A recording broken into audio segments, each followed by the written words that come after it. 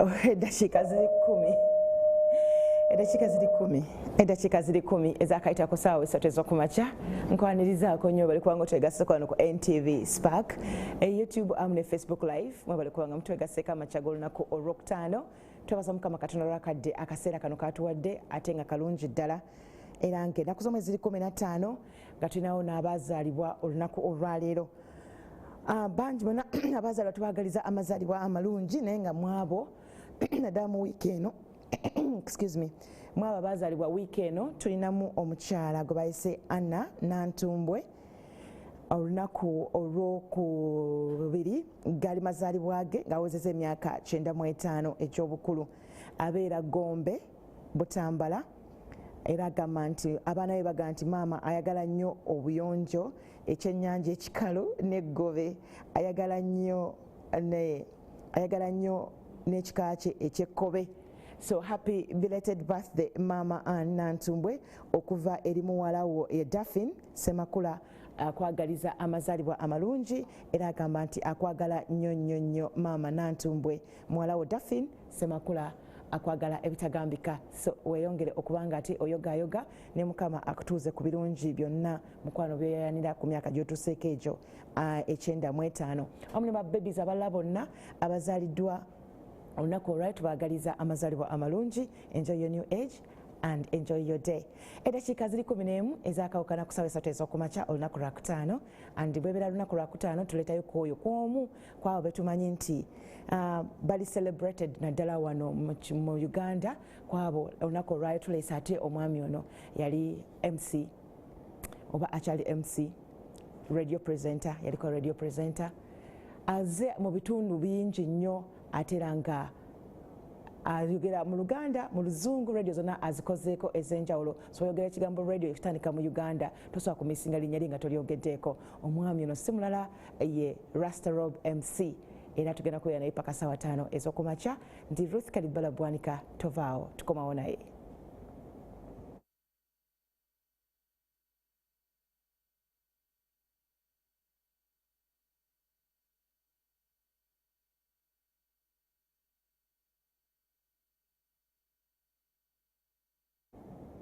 Ziweze 12 ezakayita ku ssaawa 3 ez'okumakya. Webale kubanga oli ku NTV ne Spark TV, YouTube ne Facebook Live. Program Mwasuze Mutya, Ruth Kalibala Bwanika amu ne Rasta Rob MC gwe tugenda kubeera naye paka ssaawa 5 ez'okumakya. Muvuzi w'emmotoka z'empaka obadde okimanyi ate yaliko presenter MC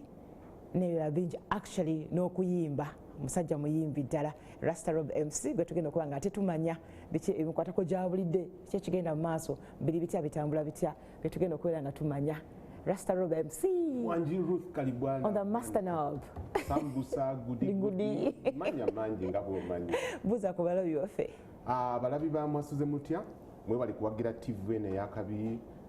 Nze bampita Rasta Rob MC wakabi wakutawana wokunob sambusa wano ndi waka kubanga ndi entertainer, so abawana basinga mbamanyi nono Ruth Kalibala Bwanika twakola naye otandise Rasta Rob kumacyango ntawanya biki naye bwenye nawe. I know. Amanya amazaale gwani? Nazalibwanga Robert Henry Ogwal naye nakyusa amanya gange ndozo mwaka guno nga gwakatandika nenga kyusa kati nze Ogwal Oder Onap kugamba nga njagala okwejjako ebyekizungu byonna byonna nsigaze ebyennono ebyewaffe kubanga ndi Pan Africanist. Story empanvu. Okay. Tujja kutuukawo awo nnyonnyole lwaki wanyiiga nnyo. Naye ng'ozaalibwawa? Nazaalibwawo wano of course Kampala Mulago. Era nenkulira Uganda naye ne tugendako mu exile. Ng'ekyalo kyammwe kiriwa? Lira. Ndi Mulango. Oli Mulango. Abaana babuuzeeko mu Lulango. Kopango uno tutwaldio ametyane no Mwasuze Mutya anatikan kele Ruth Kalibala Bwanika. Kopango kope. Kope atie mabe. De mabe. Atie mabe. So childhood yange nenkulirako wana Uganda katono. Then ebiseera ebyo waliwo president nga bamuyita Idi Amin Dada. Okay. Kati nayagala kusaanyawo abalango n'abakyoli ffe baluwo. So taata wange yali ku list yabo abamu abali targeted kubanga yali prominent ebiseera ebyo yali lawyer wa Uganda Commercial Bank. So Amin yali agala mutta ng'ekiriwo kyokka ffe okudduka tuve mu Uganda. So ke tugende twekweke ne tugende e Zambia paka Amini bwe bamujja ku kulembeze ne tukomawo ate Uganda. So tuwasomerako wano? Nasomerako wano Buganda Road Primary School. Up to what class? Nasooka nensomako up to P2 ndowooza awo we twaddukira ne tugenda ne nkomawo ate ne joininga mu S5 P5 kubanga twamalayo emyaka 3 yeah, so Buganda Road Primary School nengenda King's College Buddo then Kololo High School. Tofuna mutataaganyizibwa ng'ogenze gye mwaddukira Zanzibar? Zambia. Tewasomerako eyo? Anti twasomerayoko naye nga of course okukachinga apo exactly. Ate standard yeeri eri wansiko. In fact bwe twakomawo wano batuzaako emabega. So instead of okugenda mu P6 nagenda mu P5. Naye ate ne P5 nengwa P5 ate repeating ng'ebintu sibimanyi history ya Uganda. Simanyi abazungu bajja wano mu mwaka ki anifu yali first kabaka ebyo nga sibimanyi. So nga babakedo bibasomesa P5 bambi nnyo. So ogenda kudanga bizibu wano ne bakuddamu no repeating a class? Yeah, net repeating. So muli bana bameka? Muzeeyi yalina abakyala babiri, so ku side yaffe eno tuli 7 then eri endala 5. Tata yali ani amanya? Justice Arthur Hagai yali mulamuzi wa Supreme Court wa Uganda. Amini lwaki yali ayagala omutta? Anti kubanga yali omu ku abo abanene abalamu n'abakyoli. Amini yali tayagalira ddala okuwulira nti waliwo omukyoli nga munene mu either department eno oba mulango. Yeah, so ne bamutagetinga. Era twaddukira mu wiiki eyo yennyini bali baplaniza okumukwata. Mwe temwebuzaga bibuuzo, Daddy, why are we leaving? Yali mukambwe nnyo nga tumutya tomalaga mubuuza bibuuzo. Luyi? Ate yali yagala nnyo wano. Obambi. Omanyi luno lulirwa wano lulumanyi? Luluma kabaasa, kuba kabaasa ati. Kati gwe wali okula ng'oyagala kubeera ki? Sportsman, nali njagala music ne sports okuva mu buto. Daddy nga tomwegomba byakola? Of course era nga yes, nga mbyegomba era nga naye ayagala mbeere lawyer. In fact family yaffe tusinga kuba lawyer ndowooza. Abamu bali wabweru naye nga nze sports ne music. Era kye kyatwawukanya, maybe tujja kutuukayo. Okay. So wanoona mu primary nga oyagala kubeera musician? Ne sportsman era nga ndi mulungi nnyo mu misinde, football biki. Buganda Road awo. Era nga mbeera nesunga PE nga mumanyi omuntu ayagala nnyo sport. Ebintu bwe bityo. Ani gwabeeranga nabo ku Buganda Road betuyinza okumanyaako? Buganda Road Primary School. Desire wamusangayo? Desire Luzinda. Oyo ali mabega nnyo. Oyo mwana muto. Waliwo abantu nga abasinga bali Dorothy Chisako oyo. Wasomanye Dorothy Chisaka? Rasta ngoli wadda? Nnyo. Nze nazaalibwa mu 60s. Wow. Nga population ya Uganda ekyalina wansi wa milioni 10 oba milioni nga 6 mu meka. Okay. Kampala Road nga kuliko ebizimbe nga 8 okuva Bombo Road paka eri Jinja Road. Ebizimbe 8? Temwina kye mulabyemu. Kituufu.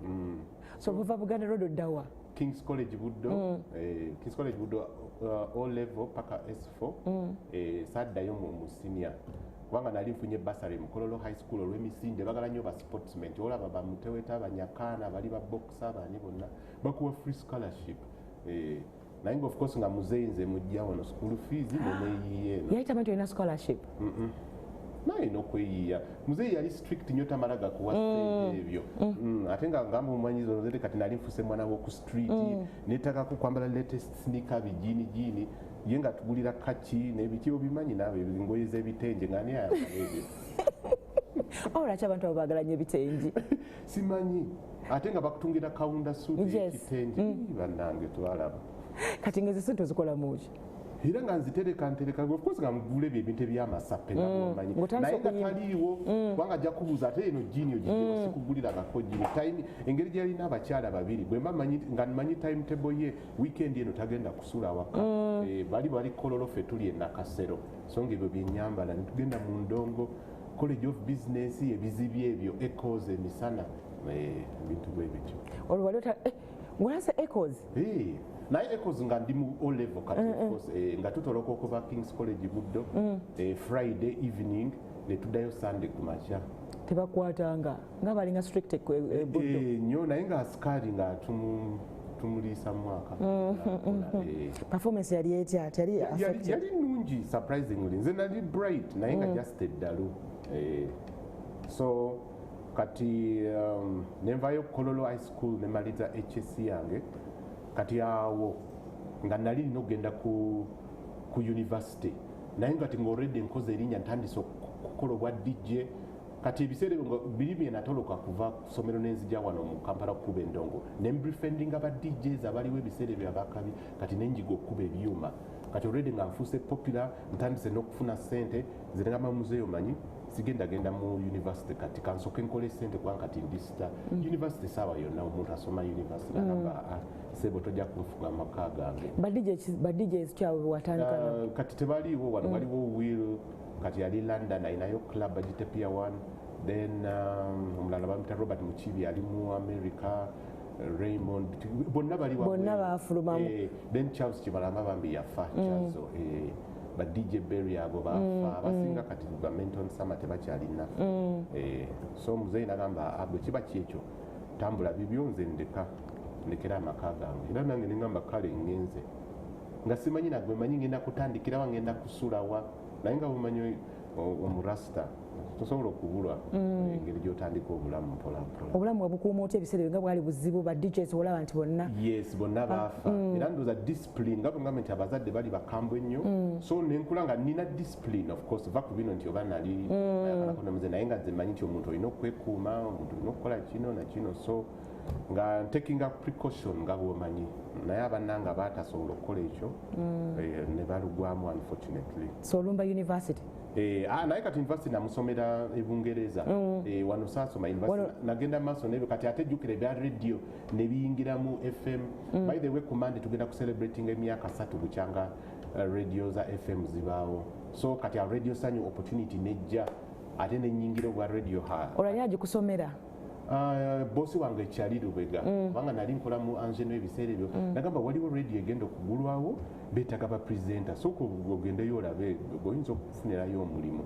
era nengenda ku office zaabwe ku Nkrumah Road nesangayo John Kato yali general manager mutabani wa Thomas Katori nagamba nti gwali Rasta Rob MCA ayagala kubeera presenter genda oleete demo ya tape nga wefuule nti oli mupewo presenting oli kumpewo kumbe nze already jjukira nali MCD kati ng'ebyo tebintiisa nengenda nenkola tape wenagireeta yawunga n'okuwunga nti ono yeggwe nga njugera nga bali abazungu hello this is Rasta Rob MC man how you doing check that this song man nagamba omanyi jangu ku radio ku mande otandike mu angelo ali ofuna ssente of course ngofuna mmeka zaali buli lunaku olowooza nzijjukira baba wanga buli lunaku buli week kati twali tukola Friday ne Saturday naye nga tulina ne mobile eya soul disco kati ku Monday ng'oreportinga wali ku dduuka ne bakubalira ssente z'okoze sikyajjukira naye nga zimala okupangisa enju yange okwambala bulungi okwebezaawo bulungi so soul disco ate yali yani era kyali Lubega nga mweri mobile so nempangisa enju yange emakindye kumbi ne Peter Sematimba naye of course fe baserebu abasooka mpulira kati buli serebu ayagala kubeera emakindye so otandika ku radio sanyu yes radio sanyu kati awo ate erinnya kati ne lishootingira ddala jjukira radio FM yali kintu kipya nnyo abantu bali bamanyidde radio Uganda eggulawo saawa oba 10 nedda kumakya ne bagigala saawa obanga 6 ez'ekiro naye kale eno system nejja radio FM ebera non-stop saawa 2 mujja ate music oli ali latest va ku big zikono wabakadde music show wana kayimba kengezako ani oluyimba lunvudde mu mutwe so how did you balance okubeera nga osula okola ate nokera ku radio tekyali kizibu nnyo kubanga excitement nalina vibe ey'amaanyi ennyo ofuuse radio presenter biki naye ekyo kyali kumala maybe omwezi nga gumu kati ne bampa evening show kati awo yali enkolera bulungi nkola ekiro mu bwa DJ nenkomawo ku makya nenebaka paka saawa zenjagala katugambe oba lunch time nenzuka nenaaba nendya lunch kati nentambula mpolampola paka mu tawuni ate era tawuni kujjukira ebiseera ebyo boda tezaaliwo era nentambuza ebigere paka Ntinda nengende naggulu kubanga radio sanyu yali wali celeb ng'oli ku bigere nga bantu bakutegera nti oyo celeb waffe not ku beginning omwaka ogwo gwasooka ng'eddoboozi balimanyi erinnya balimanyi naye nga ekifaananyi tebaga olwofuuse Rasta Rob ng'olova ku kyokufuka Rasta Rob MC kubanga nze Robert nali Robert nga bwe nagga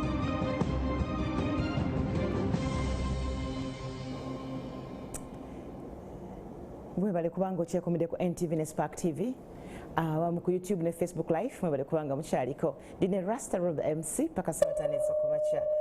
era ng'eddakiika ziri 31 ezakayita ku ssaawa 3 ez'okumakya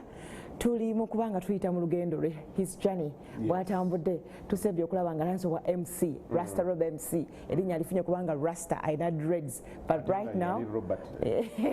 nga talinaako wadde tujja tutuukawo tubulire lwaki enviri wazisalako so obwa MC bubadde butambudde butya ebiseera bw'obuyingirira bwali butya bwali okay naye nga ebiseera ebyo si MC nga omanyi waliwo MC nga mu club nga okuba music nga bwe MC mutya muwanike emikono biki then ne wabeerawo MC ow'emikolo kati ng'okwanjula embaga biki kati gwali MC ki oyo hype man oyo hype man akyambula abantu mu disco abawa vibe naye of course era ebiseera ebyo kyekyali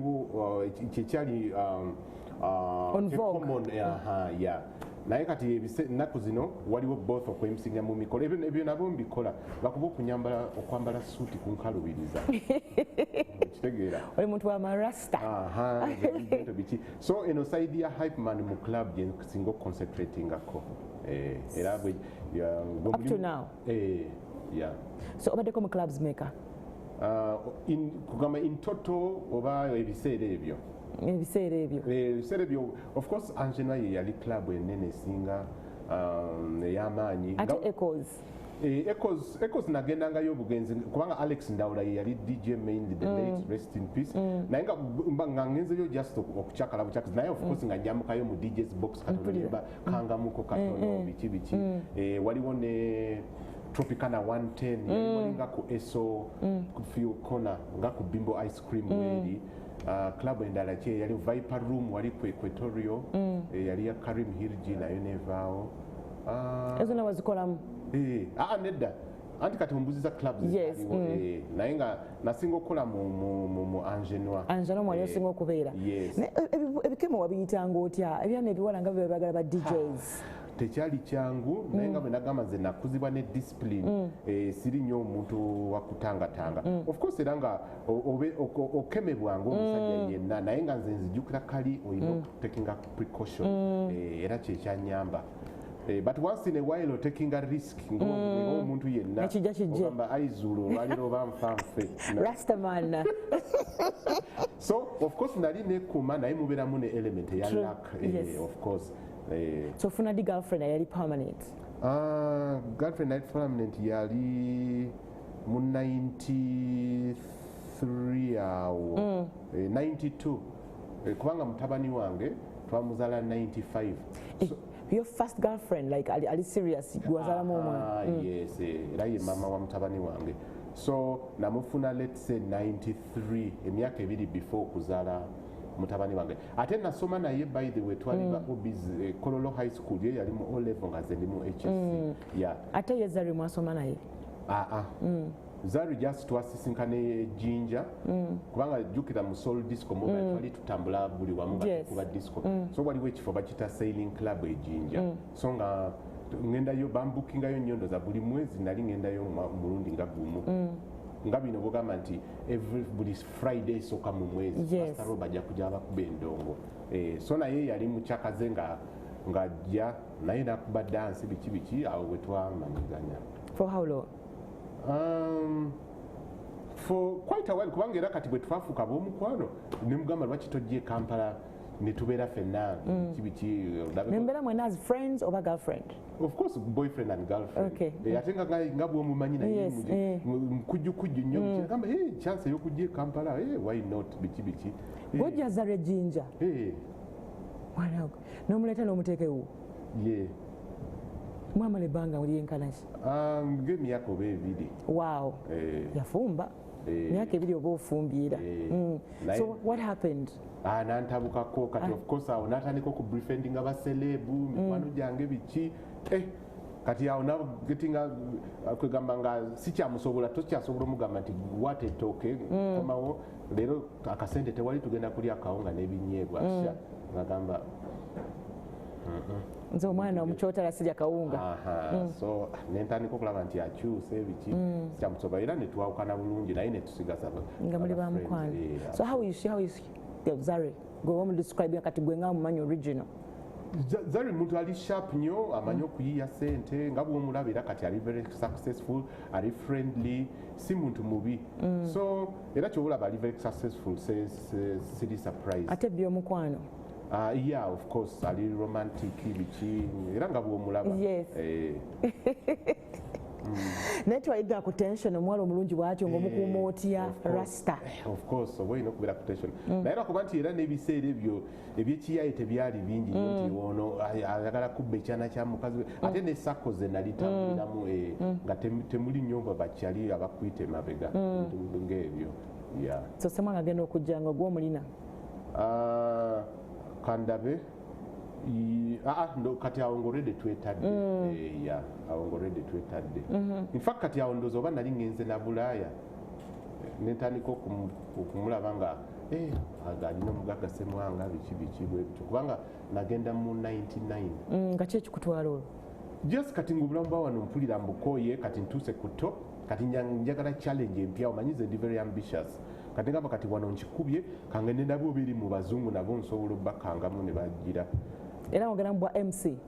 ne DJing era nentukira mu club ya mukwano gwange omu ku bali aba DJ abansomese ebyuma biki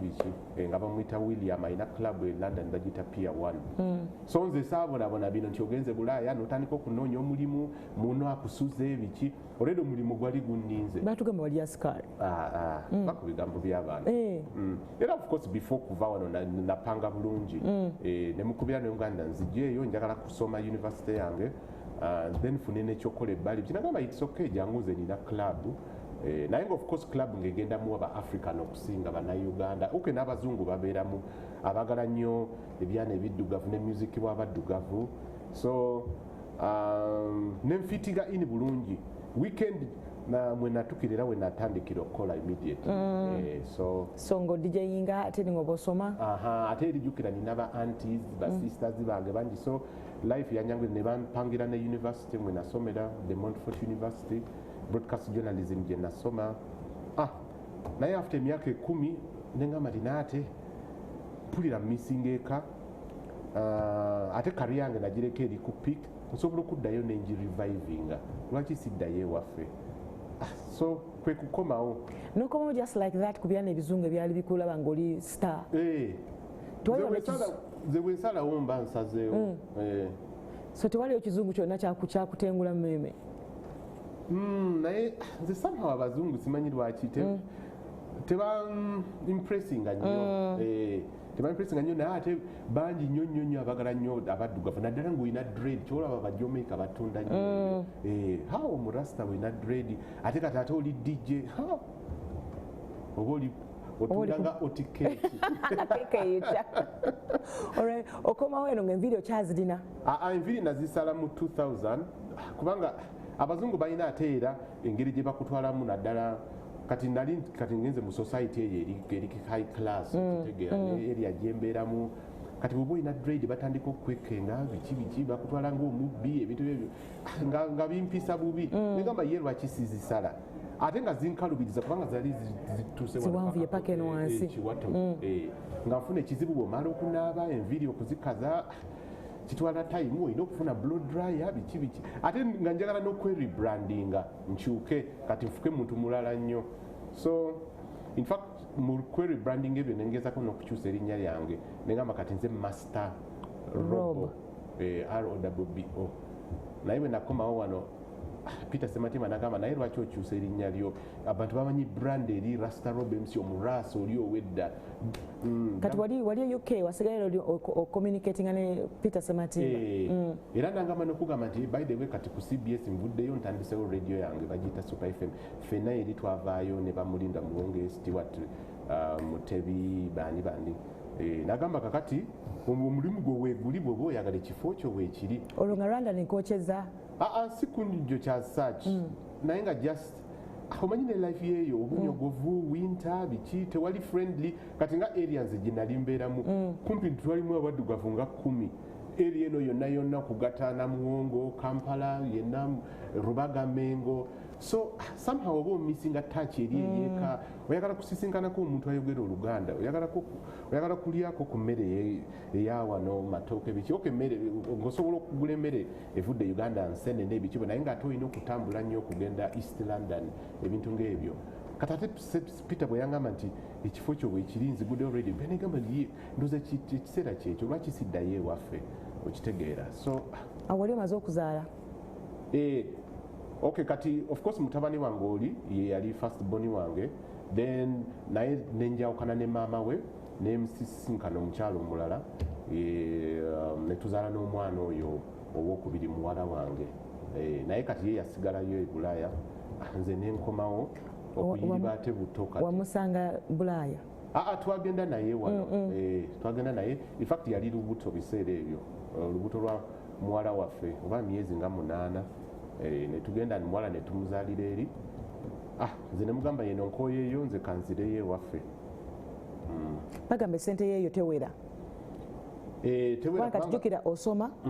okola olina omukyala ali lubuto esa yonna azaala temuli batuuze ate omuzungu alina engeri gyakubala bulungi sente zonna zigwera mu kusasula bills ezo olina okusasula amasanyalaze osasula amazzi osasula egaasi kubanga mu biseera byewinter empewo nga nnyingi tosobola okubeera mu nnyumba etali heated ate gaasi ya hiitinga nnyumba eyo okitegeera olina okusevinga ezimu oziweereza eno ate abantu bwe bakubba ab'enganda ate noweereza ki anti kati olina okutandika okuinvestinga wano ozimbeko ku nyumba okole tya obeere ne investments naye nga bw'oba tonafuna empapula tosobola okulinnya ennyonyi okujja okebere ku bintu byobaddaladala kati awo webatekingira advantage bamanyi n'okukuba ebifaananyi by'ebizimbe negamba kati kiri oke olaba foundation weetuuse kyakabi nnyo kumbi tagulangako wadde n'ettaka n'erimu so kati ebyo byonna natu kati ne bigatta ku nkoye Bulaaya omulimu gwano weeguli abantu boweereza sente bakuinvestingire mu bintu nabo bakubba bubbi kati negamba lwaki seddirayo nze mbyekolere nze kennyini so watuuka n'ofuna obutuuze eri yeah of course kati bagiyita dual citizenship both eyeri na wano kyakutwalira bbanga ki okufuna empapula myaka 3 naye under normal circumstances kitwala 5 n'okudda waggulu naye kati ffe engeri gye of course nja kubeera open nti bw'otuuka eri system enyangu ogenda neweeyawaayo nga refugee okufuna empapula amangu nogamba nti ewaffe nziruseeyo kubanga aida ndigge abantu tebajagala bagala kunzita kati ate ebyo byangu ngamba bambisore kale beera wano bali tobafaako bintu byebityo kati walina omukyala ali lubuto nogamba mwembi abanoonya bagala batta nedda ffe twewayo nga abanyarwanda netugamba ewaffe waliwo entalo jjukula ebiseera ebyo genocide yali naye nga Rasta obunyarwanda obujjawo kufaanana ate abazungu babimanyi nti omunyarwanda abeera akayinda kawanvu bo tebatwawula actually balaba ffenna tufaanagana kyolaba omuntu asobola okukozesa empapula z'omuntu nazikoleramu tebatwawula nze kikyo kyansobera so kati ate ne bagala bakole kye bayita amnesty nga cases nyingi nnyo mu home office abagala butuuze biki kati ne batugamba nti mwenna abajja mu period wenti tubawadde obutuuze okwejjako okukendeza jaamu y'abantu so ffe ne tuyitirawo twali very lucky otherwise waliwo abantu abamala n'emyaka 12 ng'oli awo linze tebanatukuwa butuuze so okomawo Peter akuyitiramu akuliramu omulimu weguli gukulinze oliramu omukyala nedda kati oli ye namuleka eri tewamunyonyolamu nti Peter ngambe tugende of course namunyonyola and she agreed ate nemugamba kati gwe sigala eno gwe okwasaganya byerinze ngenze ntetenkanye endabe lya Uganda naye ate kati jjukira we nakomawo ebintu bikyuse generation gyensanzewo abamu tebamanyi Rasta Rob bazaliddwa erinnya maybe abamu bali bato we nagendera naye ate kati waliwo ne generation ezaliddwa siriiwo so ebintu tebyali nyangu nnyo at the beginning ebintu ebisinga bikyuse ennyambala enjogera y'oku street biki ebigambo bipya ebintu bwe bityo so naye bw'oba oli creative artist nga nze era okakinga up mangu ebigambo ki kati ebiriwo ebiri trendy nyimba si abantu ze baagala kati jjukira ebiseera biri abantu nga baagala nnyo olingala ku radio enyimba ze basaba baagala nyimba za shabaranks dance hall biki in fact bwe nagenderanga abantu tebasiima music wa wano soka olindeko rasta aleka tulina we tubuusi CBS agiramuwa after radio sanyo nakola from 93 to 96 CBS negulawo mu 96 era Sematimba ye yampita nagamba muyaye tugenda kugulawo radio empya e Bulange era nzegenda general manager jangu tukikube ku CBS kubanga siwuliddeewo so oyingira CBS how was it tomanyi oli mu luzungu gy'ovudde eno oze mu Buganda strangely enough ku radio sanyo nali presenting up both mu luzungu n'oluganda in fact nze kaya yali akikola nali unique kubanga already jukira nali manyide life y'oku street oluyaye ndumanyi biki kati sanyu bwe yagulawo kati aba presenting abananga basinga nga obwagala nnyo okukozesa oluzungu nze ngamba anze nga mu mutwe nkimanyi nti majority esinga ye class abantu ba kambayite abantu ba wansi for lack of a better word so nga nze presenting both mu luzungu n'oluyaye biki ate ne kikwatayo nnyo kati bwe nagenda ku CBS tekyali kintu kipya okwogera oluganda naye era nga njogera oluganda naye nga ngatamu n'oluzungu kubanga nalina ne following yange era abamanyi oluzungu bali ab'olugezigezi ng'asagala baleka behind naye kati bwe nagenda ku CBS ate erinnya ate kati neri shooting nga neryambuka webale nnyo abamu baali bagamba yiye ova otya kusanya ate n'ogenda ku radio y'oluganda biki naye nga nze nga kyembaze nze nkimanyi akasente kaali kawezi of course kati nagamba Sematimba nti ssebo nze wano nina omulimu omulungi ogenda kuntwala mu simanyi oba radio neekola oba teekole bw'oba tolina bwezi tikumeza nze siva wano naye lwakuba yali anjagala bubi nnyo ng'amanyi nti eri nakyo tujja kikomi nagamba kale ssebo nenge gyopaketingangamu ebintu eshow egyo bagitanga batya eya CBS bali bagiyita super show era bagiyita spectrum super show eno engeri bagipakagingangamu ebintu byeweyitanga era nyambadde bwebiti era nyambadde kanze ey'amabaati kanze nga bwe nkugamba nti creative artist era otula wansi n'oyiya nogamba kakati eno crowd yeetaaga ki okutunda obulungi jjukira mulimu abaganda bali abaganda ennyo abakkiriza mu nnono z'abaganda abambala amakanzu waliwo ne class eno of course ama office abambala amataayi waliwo n'abavubuka waliwo neki kati kwe creating a package eyo nga show era yakusoma greetings okusinga gundi ne gundi atumidde gundi ow'e Masaka naye nga nina ne section eyo nfuluma once every Friday nengenda mu bantu katugambe mu Owino nga nina ka recorder so abantu ne batumira abantu baabwe live kuva mu Owino ate ekyo nakyo nekikwatayo nnyo omulasi leero azze mu kitundu kyaffe mwana kabongeko buliyo tukulira buwulirizi ng'oyambala amakanzu ag'enjawulo naye kati leero tukulabye live leero ogidde mu kanzu ki leero nzidde mu kanzu y'ebyoya bya nsenene naye nga byali byakuyiya naye ng'okikkiriza nti waliwo abaabyo babelivingamu nti bya ddala so kati CBS ate nenyambusa nnyo waggulu kariya yange ate netuuka wala nnyo ozamaanyi go gaali ludda wana dda ku CBS okubeera nga njogera ennimi nnyingi kamukyo yange presentinga nga njogera oluzungu oluganda olulango muluwo oluswayiri biki olulingalalingala olwo kubanga kati olwedi nayali ntandisa okubefriendinga abayimbi abo abazaire bawiro longomba kyobula abo banteeka mu nnyimba zaabwe kubanga waliwo promota bali bamwita Tamu kati ng'aleeta abazaire abo okuyimbira wano kati ne bagamba nti naye lwaki bwana abantu baagala nnyo olingala ne bagamba nti waliwo omuyaaye bamwita Rasta Rob MC akuba nnyo nnyimba zaabwe ku radio kati ennyimba zaabwe bazimanyi Kofi Olomide agamba kale naffe in return okumwebaza tujja kumuwanga shouts out mu nnyimba zaffe Rasta Rob MC ini Chabasa Awilo Longoba n'abalala bangi ba Lucy Mabere bonna banteeka mu nnyimba zaabwe kati okugjako ennyimba biki ebirala biwabafunamu of course era oli bwaba ajja kuleetera vaazi omanya abazaire baagala nnyo okwambala n'akasente oluusi naye nabo bakoddokoddo naye ng'akuleetera jeans biki ate jjukira bw'obeera mu showbiz okwambala kwe kusinga kituufu so nga contacts ozirina era contacts ezo zanyamba nnyo bwe nagenda e Bulaaya still nga nabo bajja okuperforminga mu clubs z'abadugavu e London so netukipanga in touch ne bawiro longomba abo biki Alusi Mabele so oyingira ddi mu motoka z'empaka motoka z'empaka nga ntuuse ku CBS kubanga kati awakasente kawera Sematimba nga atufunira endorsements kati nobeera ambassador wa Coco, Pepsi sirikawo gundi ebizigo bali babiyita batya sirikawo baby sleeping baby oba sleeping baby ndowooza daily dates toothpaste omugati tip top biki ate emmotoka z'empaka nali nazaagala dda kuva mu buto nga njagala nnyo speed so kyokka omuntu gwe baagala obeerera oya muzeeyi wange yalaba nnyo nange so kati of course kati awo nange naye natandika okuvuga nga ndina kusanyo emmotoka yange yasooka naye bwe najja ku CBS already era nga ndina motoka street kati nenfuna chance ey'okugula mmotoka y'empaka kubanga already nali ngoberera rale kati Moses Lumala yali alina emmotoka gye yali avuga nga ayagala givaamu agendeko ku mmotoka ey'amaanyiko kubanga ogenda we upgrade kaseera nagamba nti yeno ngitunda bw'oba olina bweziti zimpe negamba muzeeyi nga nnyingi nagamba kale sokoleete z'olina ojja kuvuga nga bw'osasula kibanja mpola nemugamba baasi kyekyo netandika okuvuga mmotoka z'empaka mpolampola naye ate n'emmotoka z'empaka zannyamba nnyo kubanga kati nagenda mu byalo ne meeting abafaani byange nali sifunanga chance zokuba meetinga jukira ovuga ogenda Buyikwe Mityana Masaka wawaweeyo so nekinyamba nnyo nga nsanga ekyalo kyo nga kinninze Rasta Rob MC yajja mmotoka z'empaka enkya nga bamisanze nga bakuŋŋanya embuzi ente enkoko bo balowooza bajja bimpa mbiteeke emmotoka z'empaka nkomeyo nabyo naye nga tekisoboka abagamba nga bapresenters edda mwekwekanganya kati mwagala kulabika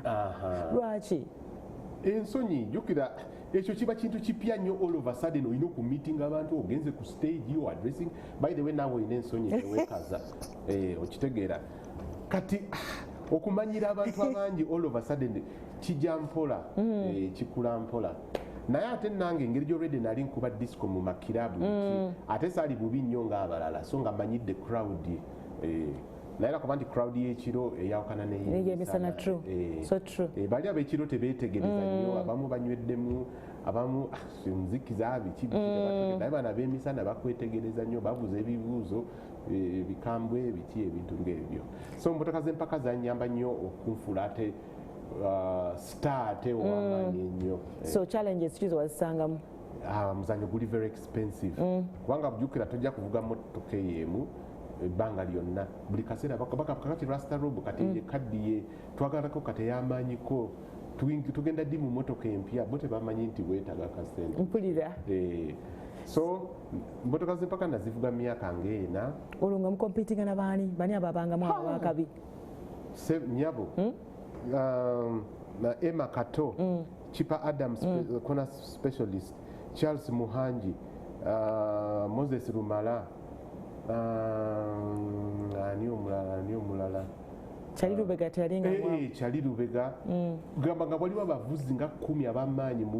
buli mpaka toyinza kumanya ani agenda kuwangula naye kati of course ffe emmotoka zaabwe tezaali z'amaanyi ngaabo bali bagula mmotoka eziri factory prepared mmotoka ya milioni 4-5 ngeyo ya mmeka milioni nga 10 bambi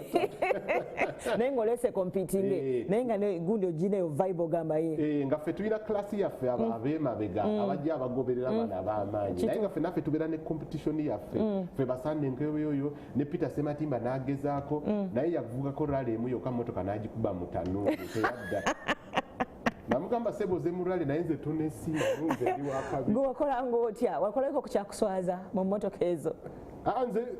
nze ekyanyama nali serious nga practicinga nkola bitya naye kati Sematimba yafuna di time practicing alina ebintu bingi alina obwa pasta bwe alina radio alina kitalina budde bwe practicinga so nga nze buli weekend at least mu week nfunamu nnaku 3 nengenda ne practicing olina ogenda no practicing mu byalo eyo novuga era nawangulayooko events zange naye sprint bino ze muvugira mu kisaawe naye season engenda empanvu ezetaga mmotoka ziri ensajja ezaba ali navigator wo nasooka ne Zaidi Tibesigwa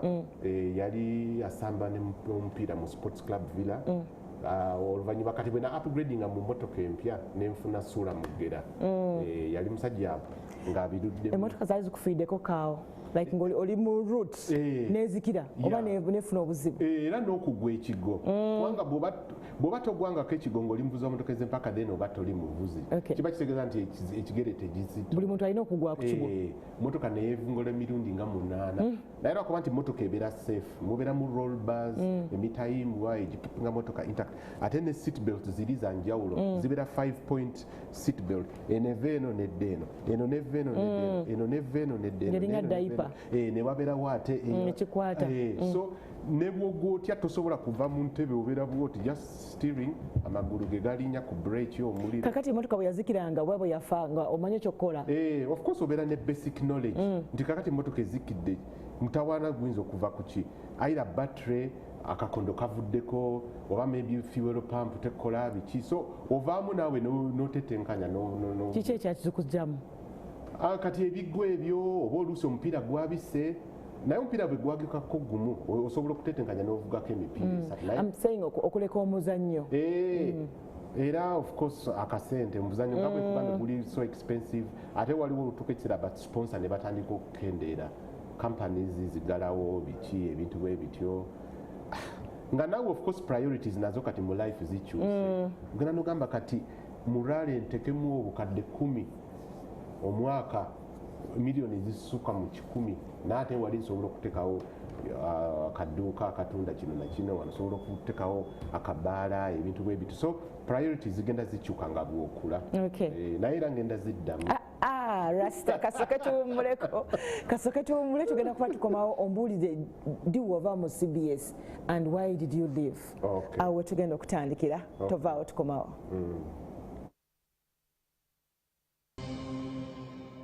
yesawa yaffe eyokubiri webale kubanga okyaliko NTV ne Spark YouTube ne Facebook live eddakiika eriemu yokka eyakayita ku ssaawa ennya ez'okumakya ndine Rasta Rob MC esawa yaffe esooseyo n'atuyisa mu lugero lwe omuli n'okuba nti ate CBS FM bwe wagiyita CBS FM mwafulira ate tutumo oba ekinyegejege ky'okuvuga emmotoka z'empaka newankubadde ne kusanyu yali azivuzeeko naye ate okusomozebwa kwali kw'amaanyi olw'ensonga nti akasente kaali tekawera n'abeera ng'ate asooka aguwummuzaako naye twebuuza kiki ekyakujja ku CBS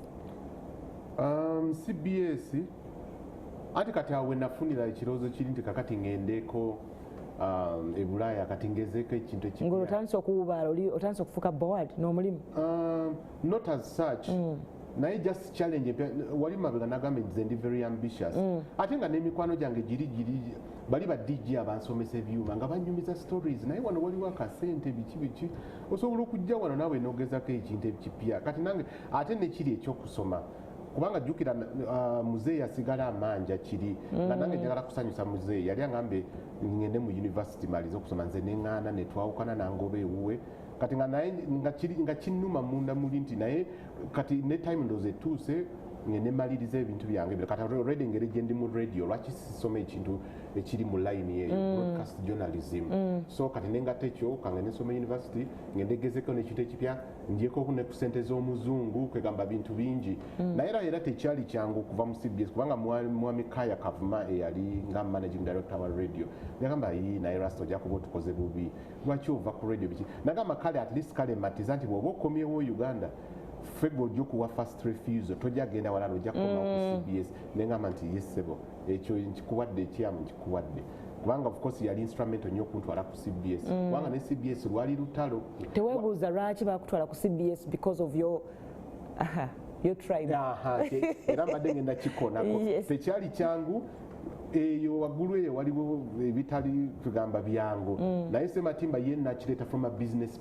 perspective ono y'omu ku ba radio presenter abasinga mu Uganda mwagala kola sente oba nedda twagala kola sente so oyo mwami Kaya Kavuma yali nnyo influential nga bamukyayogera tebakiddamu so nanyamba nnyo okuyingiramu naye era still tebakusosola of course era bibeera tebibulamu kati nanyamba nnyo penetratinga naye era bali after ndoza week emu nebagamba oyo muyaye wakabi bamuleka akole bapowa boka ne bagamba naye lwakuba nti ebyo bye nali neyita omulangira kanakulya luswata kyasooka bayisa bubi omulango yeeyita tye omulangira kanakulya luswata biki siwe byali bizibu naye newe netukita ekyo nembiyitamu kati biki bye wayigirayo mu bbanga lye wamala ku CBS? Bintu bingi nnyo of course. History ya Buganda, engeri gy'okweyisa bulungi ng'oli mu bantu ab'ekitiibwa, bintu ng'ebyo of course. N'oluganda lwange ne lutereramu olupolishinga. So ate okuzannya ku mizannyo kwanzika CBS akolanga ku mizannyo egy'enjawulo. Did you act? Na actingako mu muzannyo gwe bali baguyita oba pereketya, yali aba all stars. Kati nange ne bannyigamuko ku muzannyo awo. Naye ng'obisobola? Tebyali byange kubanga nali si actingangako, naye era of course ng'omukujjukujju creative artist ate nga tekwaliko script by the way ku party yange, nze nzija nengenda n'ebigende biri mu studying audience biki naye era omuzannyo gwakola bulungi kubanga twatwaringa Masaka netugendako oba n'Ejjinja, Mityana, ebifo ebiwerako. Abantu no bakola ddala ebintu mu pereketya, bazimbye ddala amayumba. Wamukolamu ki pereketya? Era nayinvestingamu nengulamu n'ebyuma bya disika awo, kwegamba enju z'abapangisa. In fact yakyanyamba nnyo bambi. Tekyakwagaza kwagala kuyingira theatre because of making money? Naye ate nga n'obwa DJ mbwagala nnyo nga sisobola biggata bulungi. Theatre by the way weetaaga nnyo ku rehearsing. Abantu balowooza ogenda otwala butwazi mpale ku stage n'oyogera by'oyagala. N'obwa DJ weetaaga ku rehearsing, okupracticinga, okunoonya ennyimba biki. So nga mbyagala nnyo naye nga sisobola biggata byombi. Jjukira already nina radio, nina TV, nina motoka z'empaka ate ngatteko obwa drama oba acting. Kyali tekisoboka. Nekigaana. Maybe era mu maaso eyo nga nkaddiye nja kuzannya pati y'abazeeyi, tambulira ku muggo biki, bweba bwetaagayo okujjajja mu play nga nze nzannya role. Tebakugamba nti no okubye Kabaka obwami ng'ovudde ku CBS? Of course ebigambo byali bingi, naye oli mwami Kaya Kavuma n'abannyonnyola nti alina ogenda asomemu kwajja kudda, tewali mutawaana biki byo. Of course eddibu lyali ddene okufitingamu omuntu asobola okugatta ebyo byonna abali abatawulirizangako ku CBS naye kati bazze lwanze, abantu b'engulu biki, bavubuka, abantu b'oku street naye nga bumanyi eva wabeerawo era talent abavaayo gamba young talent biki era ne bafuna abantu abalala abakola bulungi show eyo. So ogenda okukomawo wano katugenze London awo wotuyitiddemu kati okomeewo bwe wakomawo walina kudda ku CBS? Yes. Nedda. Unfortunately mwami Kaya Kavuma, because you made a promise. I know. Naye jjukira ate Peter Sematima ye yantwala ku CBS ate nangamba kati eri nvuddeyo kati ate sisobola muyite mabega ate okitegera ate ngende eri of course kyannuma naye omunyira mwami Kaya Kavuma unfortunately saamunyonya. In fact wenakumirawo ndowooza oba kati nga naye avuddeko takyali managing director so kyanyambamuko kati n'ebya radio takyabirimu nnyo aconcentratinga ku bizinesi ze biki kyo kyekyanyamba naye singa yali akyali MD simanyi. So kati oyingira okomawo e Uganda oyingidde super. Yes. Jjukira wafuluma olina ettutumu ly'amaanyi. Ettutumu lyo lyewasanga lyerimu? Of course not. Abantu ba moving on ate ne basita abapya bavaayo era nga benakunnyonnyola wali nti ne system zikyuka, trends zikyuka, culture, of course basics zibeera kyekimu. Music trends abantu kati baagala music omupya. Jjukira bwe nava wano abo ba Chameleon bali tebaliiwo, ba Bebe Cool biki abantu kati baagala music wandu Uganda nga ennyimba ze baagala eza Luganda maybe Afrigo abo ba Hope Mukasa, Frank Mbalire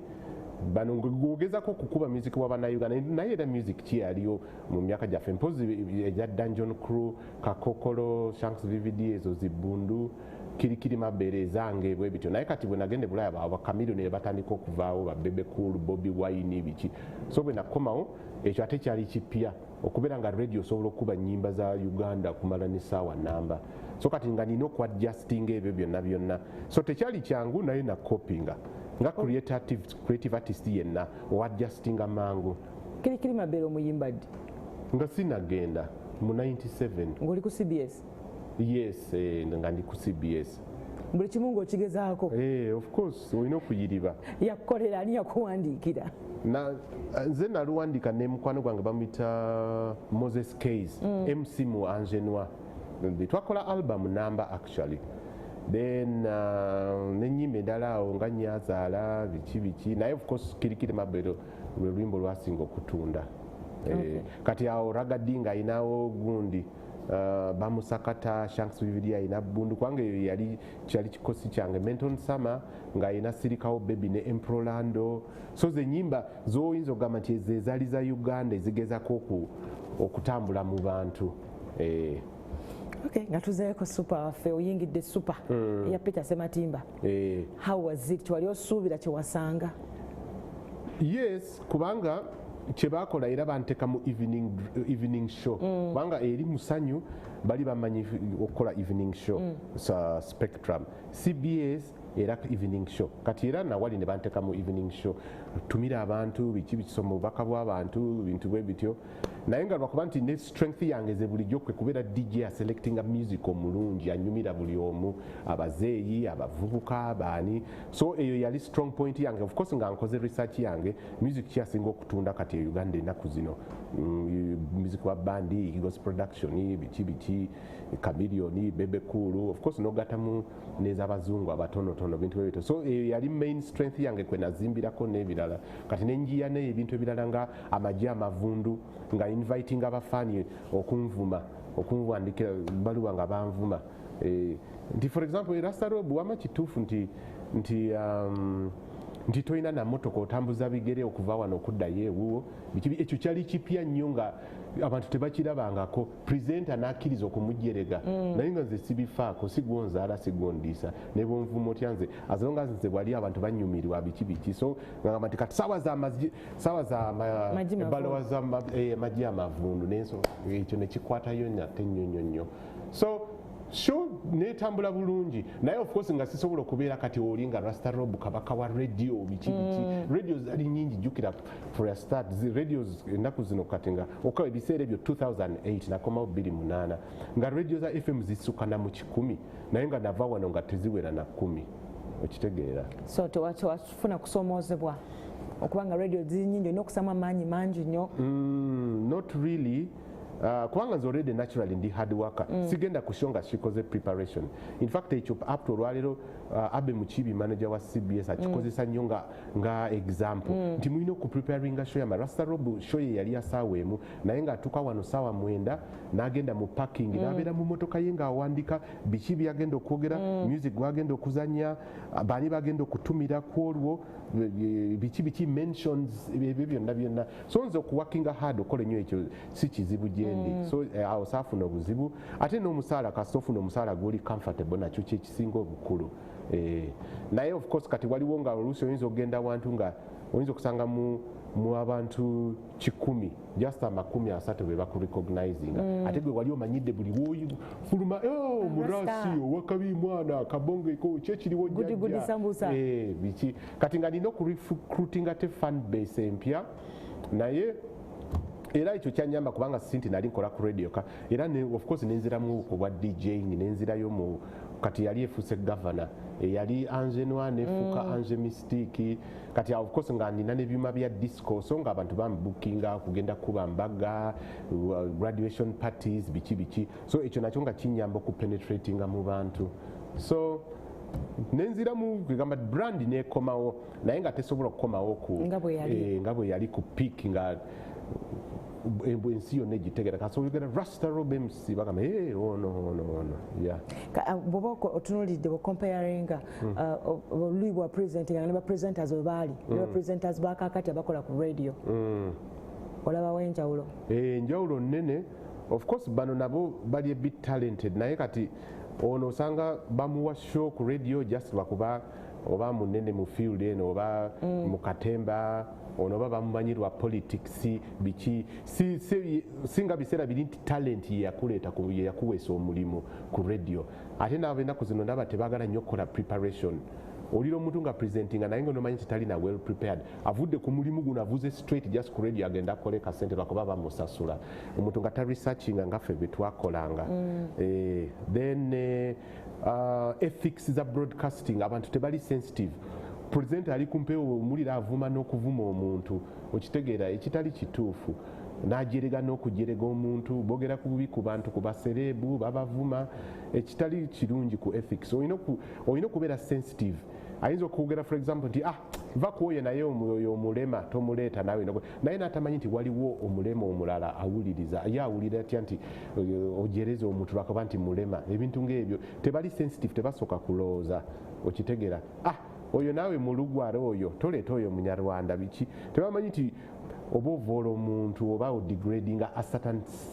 sector of publicity so ndowooza bapresenta b'ennaku zino tebaba sensitizinga ekimala tebali trained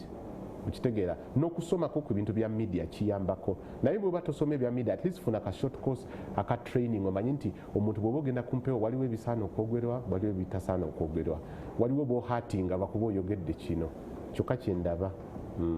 ozani abadde akola omulimu ogwo okuba yitamu is it UCC oba the boss himself yeah kati UCC ino ku making a for example presenter nga tonagenda ku radio oba TV oyinayo kwebbaluwa at least ya media house emwe eraga nti wasoma ne bwetaba degree ne bwebera diploma oba certificate okitegeera then n'okumonitoringa babere nga bamonita kasaba olirawo complaints naye ku radio gindi oba ku TV gindi waliwo presenter avumanya abantu akola bitya babigoberere omuntu oyo bamuwe punishment ng'ekyokulabirako tosobola ogenda ku radio ogwo guba mukisa munene nnyo bameka abagala genda ku radio naye kati gwe mukisa ogufunye ate ogukozesa bubi ovuma abantu okola bitya kwegamba ne wabeerawo stringent measures oli amanyi nti bwe mbeera presenter ku TV sisaana kuvuma muntu oba lwakuba oli awagira pate eno bwe towagira eno n'omuvuma okitegeera nekireeta hatred ku social media byo byosanga kati abantu ne babayita media in-laws simanyi biki ebyo ekyo nakyo kireese nnyo hatred mu society yaffe ate kisi kitwagala eno industry ya entertainment erina okugatta abantu so si kwawula abantu so mukoma otandika okukola ne Ssematimba ezo byoyogeddeko waggulu awo wabisangayo ku station ye yes in a way of course naye nga bwomanyi ebintu somehow buli omu alina engeri gya running ekintu kye jjukira wali ku CBS naye kati yali somehow kankiyite mukozi for lack of a better word naye kati wano ye boss ate nga bwomumanyi si mu bubi but of course Peter naye si muntu mwangu alina mu bibiri ebyekizungu engeri gyakola ebintu bye okitegeera so somehow naye ayinza okuba oba Mary ali too strict engeri gyakola ebintu bye oba engeri y'okwematira oluusi bw'oba takoze kino nange sijja oba tasiima katugambe in one way or another naye oluusi n'asiima so somehow bwe twatuuka ekiseera nentuuka ekiseera nempulira nga siri appreciated enough ate n'ebizibu byayingiramu awo bwe yayingira politics abamu twamugamba naye gyolaga si wangu ebintu bwe bityo so somehow ate ebiro gundi attention ye najijja ku radio ate na concentrating nnyo ku politics so kyakosa radio in one way or the other so nagenda waliwo oyogere nogati wawulira nga tuli appreciated enough kiki otegeeza mu ekyo nti for example bw'oba okoze ekintu oba kale oba oyiyiza ekintu ekipya olwa program oba radio oba biki naawe oba osuubira nti omuntu ajja kukiraba naate somehow maybe olwa kuyingira politics eyo ne frustrations ng'ate asobola aba ate temutambulira ku mulamwa gwe gumu ate nga nange kati nga ntuuse ekiseera nga ntandise okuwulira nti maybe kati radio ate si kyekintu kyenjagala kati ate okufiirako ennyo nina nange kati ebintu ebirala investments zange zineetaaga ng'omuntu so twatuuka ekiseera ne mugamba nti omanyi si mu bubi mu bulungi ndowooza kati nze radio mpulira nkati nga ngikooye kangende nkola ebirala naye nga as friends of course kubanga tuvudde wala naye sinti oba namunyiigira oba naye nanyiigira biki kati radio kangipowe ngende nkola ebirala so awo kwe kuva ku super so ku super ali okola show ki era yaraggulo nasooka nenkola eya Akawungeezi by the way kati PD omupya bwe yajja Joel Isabirye kati ye najja ne strategy mpya nagamba nti station okukola obulungi mulina okubeera ne morning show nga y'amaanyi nnyo kati nga mulina the best presenters mu station yeyo mubagatta wamu kati kwe kufuna presenter wakatawana ennyo bali bamuyita Ruth Kalibala Bwanika nga yakola mid morning ne bagamba Ruth Kalibala Bwanika ogenda kola morning show ne Rasta Rob MC ne Muzeyi Bakidawo webama era yakuyisa bubi wali tomanyidde okukeera era nakusaasira nnyo naye nzira okuba nti ndi mukujjukujju ndi majje nti goli musajja nzira ali mukazi onokusooka notereza obumanyi yes awaka atojje era sho yakuyisa bubi nnyo so kati nakyusa nanteeka ku makya nange saali comfortable ne show y'okumakya nze nali manyidde okukola nze kankola byenjagala njogera byenjagala biki naye kati wali all of a sudden sinti tetwakwatagana but mulina okubuildinga chemistry ate ekyo nakyo si kyangu muzeeyi wa bama ye amanyidde ebibi ebirala nnyo naawe omanyidde yes nange manyidde ebiri ebyekiyaayi ebyabarasta okitegeera ndi mubanda biki ebintu bwe bityo so kyatutwalira sometime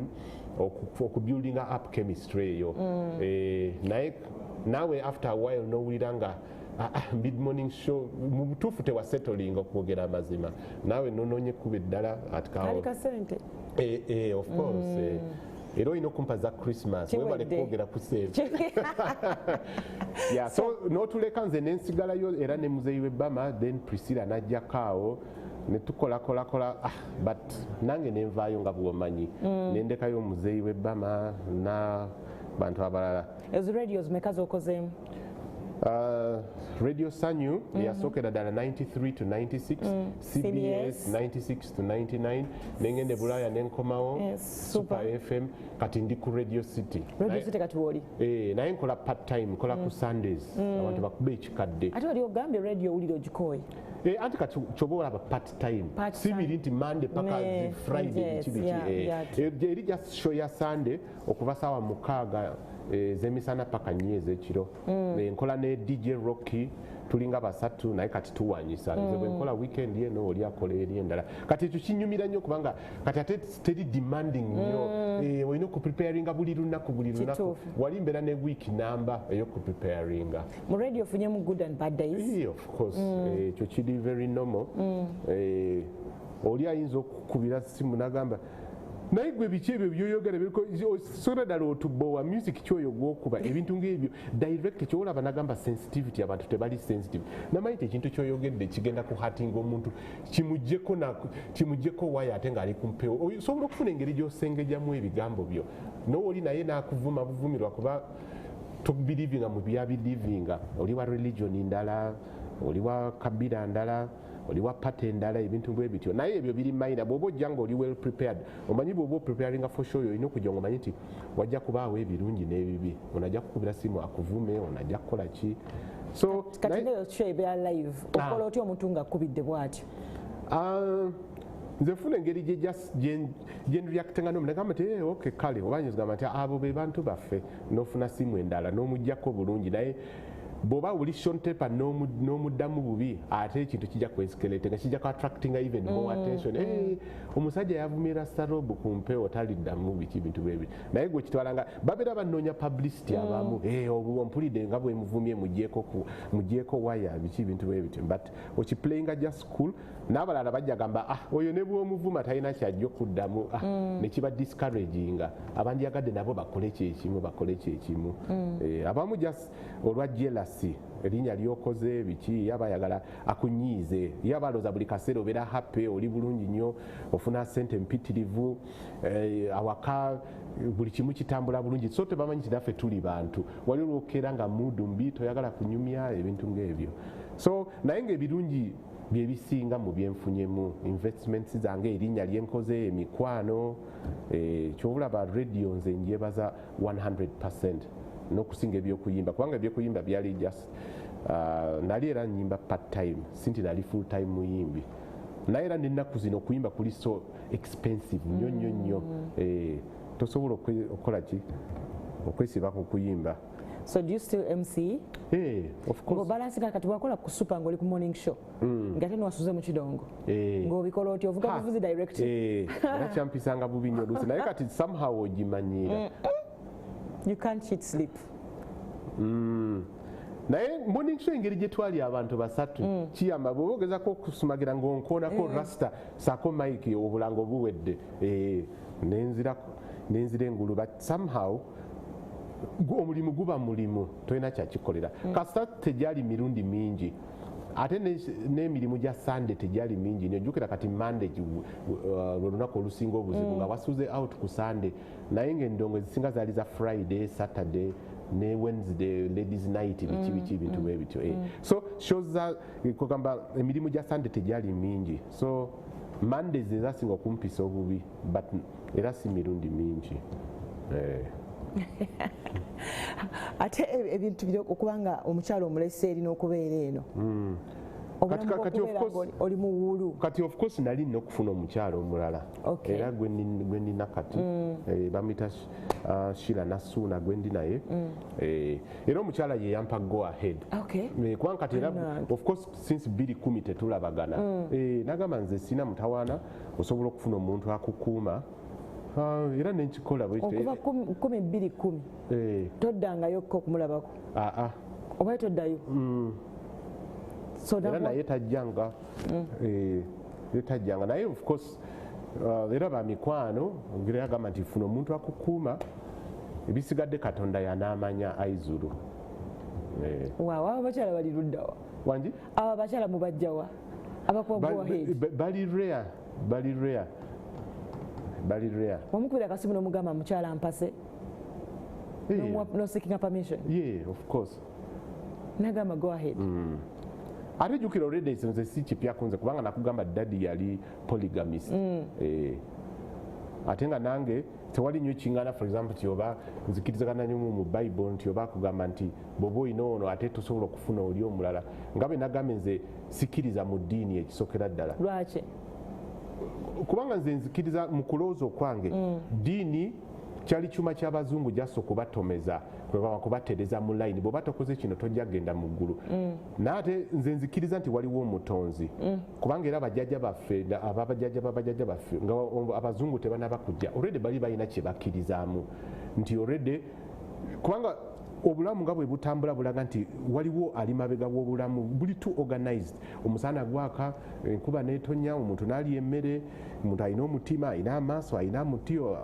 omutima omuntu azaala akola bitya so definitely waliwo omutonzi naye si for example nti omuntu yakutonda oba ye Yesu ate muzungu lwaki ye tafaanana nze lwaki Katonda wange abeera Yesu ate nga ye mweru okitegeera ate abalala bakkiriza mu Katonda gwe barelatinga to for example abachina balina ba Buddha era babafaanagana abasiraamu Abarabu balina Muhammadi era omulaba Muhammadi era afaanana bali abayindi balina era oba naye Buddha naye gwe omuzungu lwaki ogamba nti gwe Katonda wa mweru ate nga Yesu tolaba nti tebigatta nze ndeka munange Rasta so kulowooza gwavaawa Katonda walina kubeera ati Katonda wange mbuddugavu nze kyembelivinga naate si mugundi era ntino kati nzikiriza mu oba byokuloga oba bintu bebityo nze mmanyi nti Katonda wange era muddugavu ne bajjajja bange era bali bamanyi nti waliwo Katonda naye era muddugavu afaanana nze nga bwe nfaanana kati oyo gwe nzikirizaamu naye si bino bya Yesu ate lokoka ate kola bitya okitegera mu ndowooza eyange katuwummuleko tukomawo n'ekitundu kyaffe ekisembayo ndine Rasta Rob MC tovaawo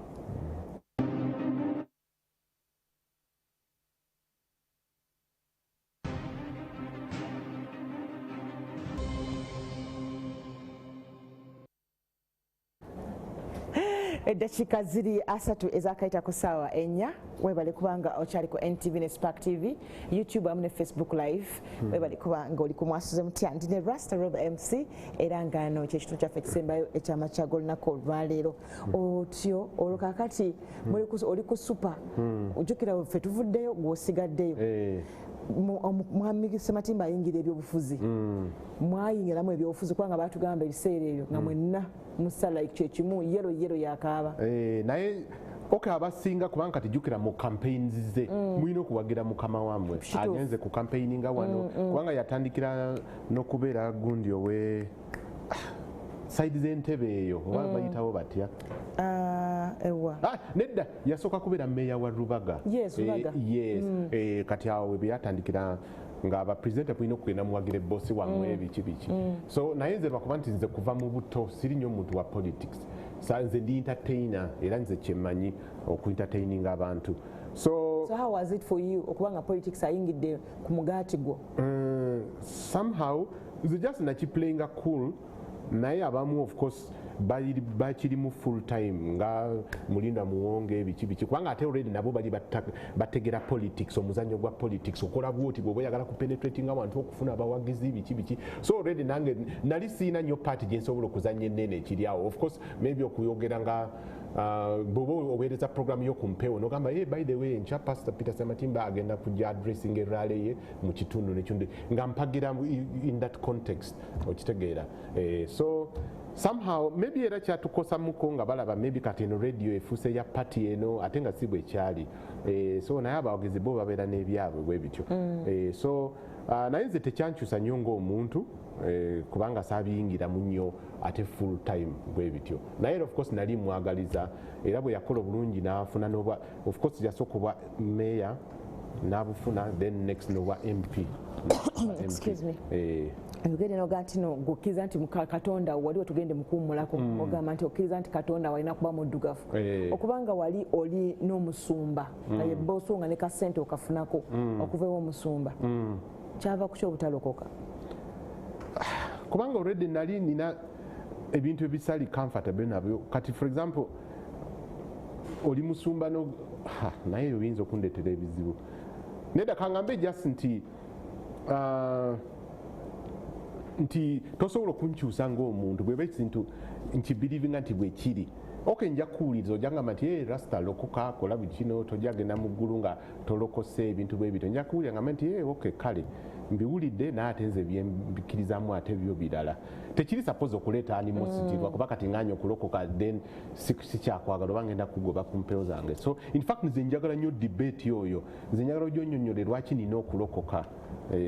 lwaki bwoba okkiriza mu Yesu gwe proof kigoyina nti bwe basirokose sijja genda mu ggulu bwe wali otuuseyoko ebintu ng'ebyo bagiyita intellectual debate okitegeera era nze mba outreasinga nnyo emirundi egisinga era emboozi neekomaawo omwana bolaba alinako talent yo omulenzi nali ndowooza oba ajja kubeerako sportsman yandisappointinga nnyo ali mu birala nnyo ye yasoma IT buli kaseera yali muntu wa playstation ebyo mizannyo gya gondi then omuwala naye ali awo yasoma law ya graduating omumanyi Roberta ya graduating luli mu August mu August omwaka guno ye ali mu bintu bya law naye bintu bwe bityo of course abaana mbanjagala basome naye nga mbanjagala babeeremu ne element ya sports ne element ya music bajja kuyimbako bajja kukola bitya era nali ndowooza nti sijja kuddamu kuzaala abo abaana babiri bamala naye of course bw'ofuna omuntu omulala omupya somehow ebirowoozo bikyuka omwagala nnyo naye akwagala somehow priorities zikyuka so tomanya Mukama ayinza okutublessinga n'abaana kati abo ku luno nja kufiirawo balina okubeera mu ekyemizannyo n'okuyimba oba baagala ba tebaagala. How did you meet? Through work yange gwenkola DJing biki abantu abasinga bagamba nti omuntu gw'osisinkanye mu bbaala taba muntu mutuufu naye ekyo si kituufu oba mu social place oba mu wedding oba biki abamanyi bannayuganda tugeneralizinga nnyo omuntu akola omulimu bwati makanika abeera muntu mukyafu omuntu akola oba nkireete ntya kireete nti kasa akolako mu Buganda kati omanyi wetweyisa otusabika ebigambo nti oba omusawo Muganda abeera mubbi biki angamba otya nti bw'oba oyagala okugaggawala genda oleete ente eya green oba enkoko eya yero ebintu bwe bityo tugeneralizinga nnyo tetuwa abantu opportunity so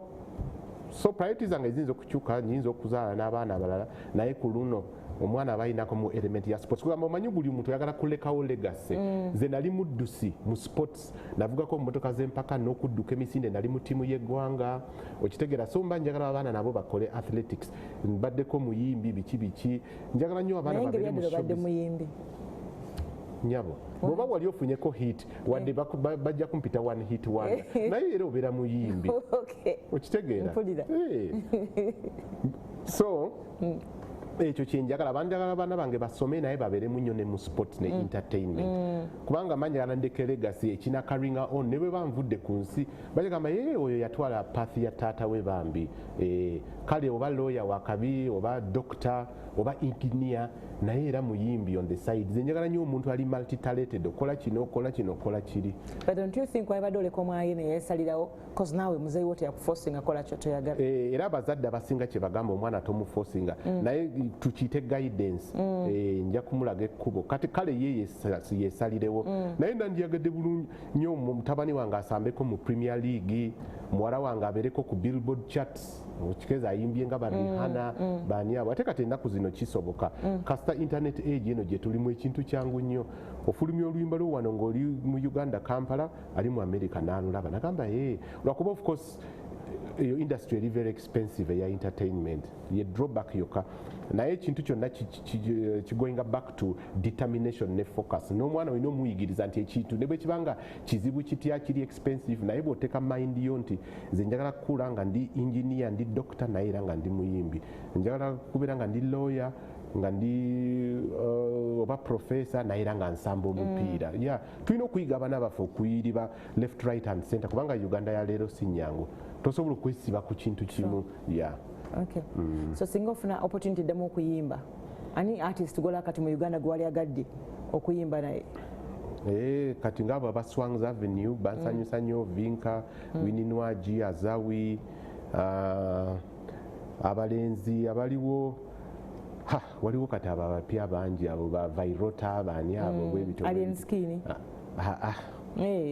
Alien Skin okay si muntu mubi naye music we tankolera nnyo tali munyo artistry eri awo nze nganze naye of course music we anyumira nnyo abavubuka abaliwo ennaku zino biki ate muntu wa ghetto biki kwegamba ayinamu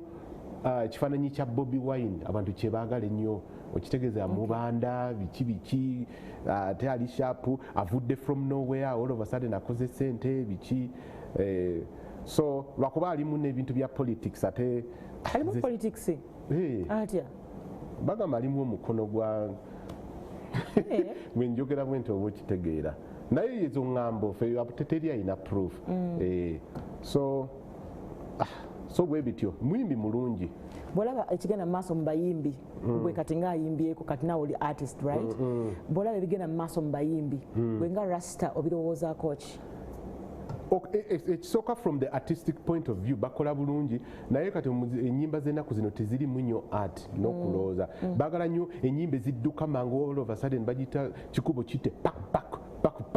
oluyimba tebukyabeeramu message ng'ennyimba z'edda for example oyinza okuwulira oluyimba lwa Frigo olwafuluma mu 1970 naye oluwulira olwaleero lukyali fresh fire bongole lutaya ennyimba z'owulira ziba n'omuntu w'ennaku zino arelitatinga ku luyimba olwo obeera ng'ayimbye ku ye okitegera naye ennyimba z'ennaku zino wuuba emikono mu bbanga tugende mu kwepicca biki kugamba oluyimba olutazimba omuntu wa bulijjo singamba nti ezo nnyimba mbi of course nazo waliwo weetaga vibe oli frustrated oyagala kusala ku straight so oyagala oluyimba olujja ogenda mu disco obukebuke buli luyimba lulina roolo yaayo naye ate oluyimba lwandibadde oluyimba olubeerawo myaka n'emyaka nga luyigiriza abantu lusomesa lukola lutya so ye drawback gye ndaba mpozi naye ate in terms of production ennyimba zinaku zino ate baziproducinga bulungi kubanga of course latest technology yes lwakuba nti ate ennyimba tebaziwa nnyo time kyekintu ekirala kibi ennyimba z'edda omuntu ayinza okulimba okurecordinga myezi 3 ng'ali kulimba lumu jangu gundi Moses Matovu nkubira saxophone Amigo Wawawa jangu nkubire gita Tone Sengo jangu nkubire ennanga ebintu bwe bityo okitegeera so olaba owulira oluyimba nga quality lwero ne message yeyo naye ennaku zino omuntu agala fulumya oluyimba mu lunaku lumu kyobulaba after mwezi gumu oluyimba luba tuterukyanyuma message temuli melody temuli ennyimba zonna zifaanagana ebintu ng'ebyo so ye challenge yokka gye ndaba naye but with time maybe kyajagenda kitereera ng'oliruddako ku copyright law of course nkiwagira kubanga oli mu Women Federation ekintu ekyo by the way lwaki omuntu alina okubeera mu oba abeere mu federation okubeera anti mulina okubeera wamu musobole okuba nga muli ku okay uma Okay, nsobola okubeera wonna naye lwakuba maybe UMA ye yasooka ate UMA association kubanga okufederatinga mulina okubeera associations endala ennyingi lwakuba ate abamu ate federation babikubamu obutuli nti mulimu element ya politics mulimu omuntu ali mabega waayo omukono gwejagala gwoba otunula ogitunuliremu gwe kennyini nga gwe idea yo nnungi kubanga okufuna copyright law parliament tejja kukolagana n'omuntu omu abayimbi mulina okusooka okulaga nti muli organized ng'abantu era bulijjo kyekitu drawing back tetugendayo nga one voice onayogera kiri onakuba ono bituli onagora biki naye kati idea ey'okufederatinga yo nnungi singa biba bikwatidde bulungi kubanga kati mpulira ezo sente ezijja simanyi biliyoni oba 18 oba 17 biki kati sawa yonna zigenda kuvaayo kati tulinde tulabe ensasanya ya sente ezo zijja genda mu nsawo z'abantu sekinoomu oba zigenda kuyamba industry ng'omu nga bwe ndowooza kyandibadde kakati zino sente zivuddeyo tukole tutya twetaaga amaka national theatre si yaffe tuwulira nti waliwo abagala ogitwala tusooke tuzimbeyo center nga bannakatemba basobola okujja ne balagayo show kati tulina Serena conference center etuuza abantu nga 13 so twetaaga venue nene etwala abantu nga mutwalo gumu enkuba ne beetonyetya gwe muyimbi tojja kutya nti show yange egenda ku floppinga abakannakatemba basobola okujja ne balagayo show zaabwe omuyimbi asobola okujja n'ayimba ku stage n'ategeka kivulu bakomediani basobola okujja ne bategeka ebyabwe tusooke tulooze ebintu ng'ebyo ne copyright law nga bagituwadde nti bwe nfulumya oluyimba lwange nja ddufuna mu nze nkeke nyininyini buli radio station enakuba oluyimba lwange buli tv nja kufunako percentage ku ezo sente zigende mu akaunti yange ekyo kyolina okusooka okulwanirira kati onoddamu okuyimba of course talent ate efa ani gwali agadde akuwandiikire oba oyagala kuddamu weewandiike abawandiisi bangi gwolaba gwali agadde gundi awandiika bulungi ani ono eyaliko bbawa Nina Rose ne baawukanamu Daddy Andre awandiika bulungi waliwo n'omukyalo ono mukyala muwanvu alina akazigo akalungi ni wanaatuwana mukyala w'abandi ate muwanya ebya love kati nandigambye nti ono wakabina akanene ate awandigambye nti ye ate Rasta ogenze wala mukyala kyoli ali awo ate abakyala bawandiisi si bangi naye ono ye ali very talented erinnya linvudde mu mutwe bansonyiwe naye abawandiisi bwe bali bangi nnyo abo bavubuka abo bavairota bani bawandiisi bannyimba so abawandiisi bo bangi unlike ebiseera byaffe gwe weewandikira gwe weeyimbira nnyimba zo ate jjukira tosobola okubeera omuwandiisi omulungi ng'oli perfect olina okukikkiriza nti waliwo abansingako ku muwandiika ennyimba lwakuba of course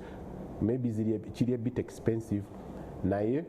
kyoyagala kikuseeza okitegeera bw'oba oyagala olimba olulungi funa era omuwundi awandiise bulungi nze problemu yange ye melodies naye bino ebigambo nsobola okuwandika ebigambo kyana nkwagadde nnyo Ruth ng'onyirira alaba bw'otambula olinga amata biki bintu bwebyo naye kakati melody okufuna melody enanyumira buli omu si kyangu ekyo so abawandiisi bwe bali baproducer abalungi we bali naye lwakuba nti kati music ali so expensive olina okulowooza video olina okulowooza promotion teri agenda kukubira oluyimba lwo for free olina okutambuza ennyimba buli wamu so nja kuyimba but part time sisobola okuyimba full time of course tekikyasoboka how does it feel okeera nga weebase nga lwali wamanyira keera kufuluma of course owulira emirembe naye ate nakyo si kirungi ku mubiri ojjukira okukeera okwo kukwisa bubi naye obeera active ennyo naye wano maybe olidde nnyo ekiro weebase leeti ate era wuuyo tokedde so nga wandibadde nze kinyamba lwakuba nkeera kuba nyadde nkola exercises naye era njagala nnyo okubeera busy nfuna ekintu ekinchallenginga kyolaba ndowooza kati ekiddako ngenda kubeera ne faamu kyendi mukolako ennyonyo ente kulima buki bulimanyire kati nja kukama ente kumakya time ebeera strict by saa 12 waba bamaze obudde okukama ente then ogende ne ku nnimiro okole kino n'enkoko ina biriki ate nze ndi naturalist njagala nnyo ebintu ebyebitonde okitegeera kati wano nina ente wano nina embuzi wano nina enkoko ekintu ekinfuula busy ate njagala nnyo out of country life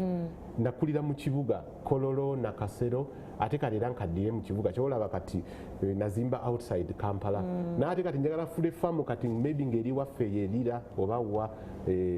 naye liro tera n'ogendayoko of course omanyi mu kyalo kyewammwe bajjajja gye bali eyo biki ate nze njagala nnyo life y'omu kyalo n'okutambula okwo mugenze mutuuseeyo muguze ennyama ebifofefo nga bwegategame n'amawojjolo ku lwejjinja nyumira ebyo n'otuka awantu road trip waliwo gonja waliwo kibumba waliwo enkoko enjoke oyogedde ogato ya keeping a fit how do you maintain your look ojjako kubeera fit like working out and everything ebintu byendya kubanga bibeera bintu bisatu diet exercise ne lifestyle so kati exercise eyo yokukola road work n'ogenda waka n'okola physicals ne lifestyle for example nze sinywa mwenge sigamba nti okunywa omwenge kubi but nze kuva mu butongo nagambawo nze sijja kunywa omwenge kubanga nalaba abazadde oluusi daddy anywedde ayombye ne mami balwanye biki so negamba okunywa kulabika kubi balwanye mpulira bubi nkaabye ate nze nali first born ngezako okubataasa ne bakuba oluyi n'engweri kubanga nali muto nnyo bambi naye nga ndina okulaga nti ndi responsible nze first born so diet exercise ne lifestyle so nze sirya mmere ensiike ndya just strictly boil then n'ebintu ebyo nga soft drinks mukendeeza ddala kubanga nina na ulcers ekisokera ddala naye kati ezo fizzy drinks ezirimu gas si nnungi nnyo ate kati ku myaka gyaffe gye tulimu olina okubeera nga weecheckinga buli kaseera sukaali high blood pressure biki bintu bwe bityo so ndi strict nnyo ku bintu ebyo diet exercise ne lifestyle ogambye tonywa mwenge so kati obulamu obunyumirwa otya how do you chop your life you chop money era music ndongo biki ndi very lucky nti omulimu gwenkola gumpa both sides ezo ndi mu kukola naye ate ndi mu kukyakala mirimu mitono nnyo gy'osobola okubala egiri mu miti egyo naye bwe basiina mulimu ngenda out ne mukyala wange ne tugamba kati tugenze olwaleero weekend eno tugendeko maybe ejjinja tubeereeyo tulye ku kyenyanja nywa zi juice naye juice ali fresh bulungi talimu sukaali ebintu ng'ebyo ate Mrs. Anywamu of course ekyo sikinaamuko buzibu sinywamu omuntu tosobola omufula okumufosinga okukola ekintu kyatayagala okitegeera nengera omugamba onywamu bbiri of course okosa okumalako mirembe nkukiri kati singa nagambe tonywerako ddala naye of course ezebbiri olwoza era zibeera bbiri mwendinga ngapu nga zifuse ecupa 6 so but omuntu oba oyagala abeere n'emirembe mu relationship toyagala okufosinga omuntu ate agenda kukola ekintu mabegawo ate kirabika bubi muleka nyweza ayagala as long as ajja kwecontrolinga nekirala mba bwendi manyi nti nze ajja okuvuga kwolwo ye tajja kukwata ku steering kiki wali okozeyo ekintu ekyobusiru olw'omukwano oba nalinnyako ku geeti ya girlfriend wange katono bankuba akasaale era nawona kitono oba nali kuki omanyi nga ebintu bya love eyo ey'ekito imagine ng'omanyi kine tata w'omuwala gyali ne maama ndowooza kwange of course obudde ndowooza bwaliwo oba wa saawa ngayo mu kitundu naye ng'ofe oyagala kulaba ku munno ate ne relationship neetagenda wala nogamba kale kati singa bankuba akasaale n'enfiira awo kyekyoka kyendaba ng'ekyobusiru wali ogenda kufa akasaale k'omukwano ate funny enough bakola omutima ng'afumisemu akasaale ate bandifumise mu mutima mwennyini nandifuse saint wa love ndowooza Saint Valentine Saint Robert mani badde kati mujjaguza Saint Robert buli oba yandibadde July simanyi kiki omuntu kyatakumanyiiko abantu tebamanyi nti ndi emotional nnyo nze ekintu kiyinza okunyiiza nenegalira na mu kisenge nenkaaba n'amaziga nga ndi nze nzeka kirina omwo omusajja okukaaba naye abantu balowooza omusajja bwakaaba kintu kibi nnyo banange kiswaza naye naffe tuli bantu ngenda nendowooza oluusi ffenna tubeera ne stress once in a while so situation eyinza okubeerawo ne ku stressinga nnyo n'okaaba naye n'ofuluma nogamba ate bw'okaaba kiri kikuvaamu n'otereera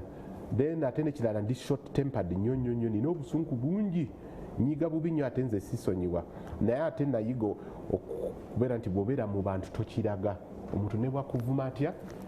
nze emirundi egisinga nsirika busirisi sikuddamu kubanga bwe nkuddamu ate naawe ate onzizemu ate nkoze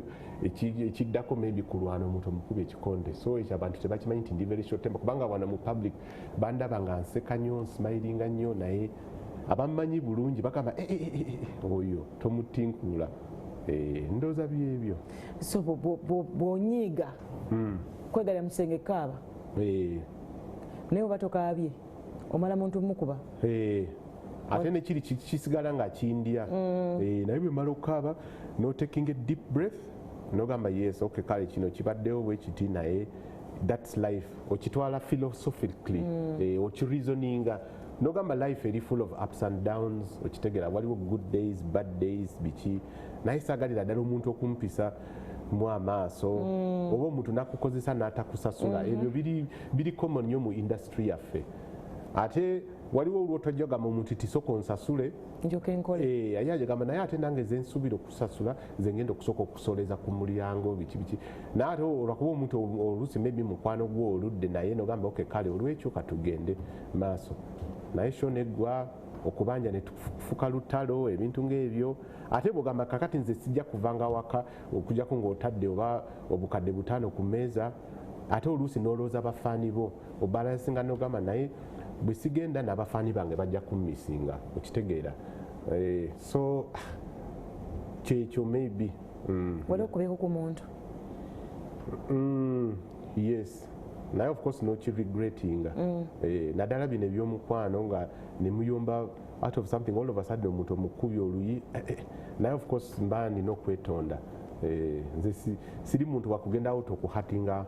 for example maybe oba omuntu gweyagala oba omuyaya akuvumye mu disco biki novaako waya biki ebyo byokuba naawe kyusa ku nyimba biki ye tamanyi nti bw'obeera DJ oli mu disco olina abantu b'okusanyusa bangi waliwo ayagala raga waliwo ayagala reggae waliwo ayagala lingala waliwo ayagala Mesa Semakula waliwo ayagala Pastor Wilson Bugembe kugamba obeera n'abantu bangi ab'okusanyusa naye kati ye wakulira okuba ennyimba ez'ekika kino yalowooza nti oba kati ebyo byokka byomanyi tebalina bugumiikiriza so kyobulaba omulimu gwa DJ nagwo si mwangu so ogenda okusanga nga ovudde ku stage n'obusungu bungi byoluyi agudde wali but of course neweejuusa oluvannyuma n'omwetondera musonyiwa biki kubanga mba kimanyi ti kibi kyenkoze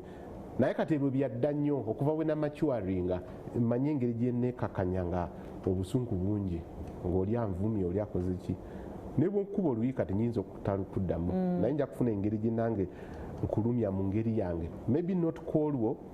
naye nja kunoonya naawe omutereka n'omusasula bakira kutereka akayinja kenakasuka oluvannyuma kati right now oliko ki kati of course era DJing siyinza kuva ku DJing mbeera ne business zange ebbali but ekimpa vibe okukola DJing so era nkola mu clubs ez'enjawulo pubs naye kati nconcentratinga mu kukuba ekikadde kubanga abantu batono nnyo abalina obuvumu mu kukuba ennyimba ez'edda ezo bwosobola okukuba ddala buli omu n'asamuka n'okuba lingala ezo eza 60s 1970s biki ebyo so mbeera ne theme nights ez'enjawulo mu clubs ez'enjawulo nina ne mobile disco oli bw'aba alina omukolo kwanjula after party weddings biki asobola okumbukinga nenzija nemukubira music sobola okuwaayo simu yange yes enamba yo simu 0 7 534 kanjiddemu not 7 534 584 music yena naddala gye mikolo of course mukuba gyonna ne music ew'abavubuka b'ennaku zino kubanga mbeera ennyimba mba nzimanyi practice nga biki naye kati mainly zino theme nights ez'omumabaala kuba kikadde mainly era buli Saturday oli ayagala kuba ekikadde jangu ku Las Vegas Hotel wali ebbunga mbeerayo nga nkuba ekikadde then ne ku Lido Beach buli Sunday esooka mu mwezi ne ku Gaucho Grill omanye bwa Jimko buli Sunday esooka mu mwezi yeah. So nga tuwumba nga tumaliriza njagala okole intro yaffe eri yali trademark yo ya Rasta Rob MC okay kale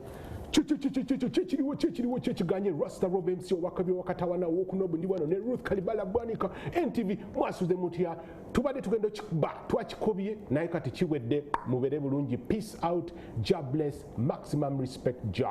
Rastafari God bless Ruth Rastafari bye batwagaza weekend edungi mubere bulungi bye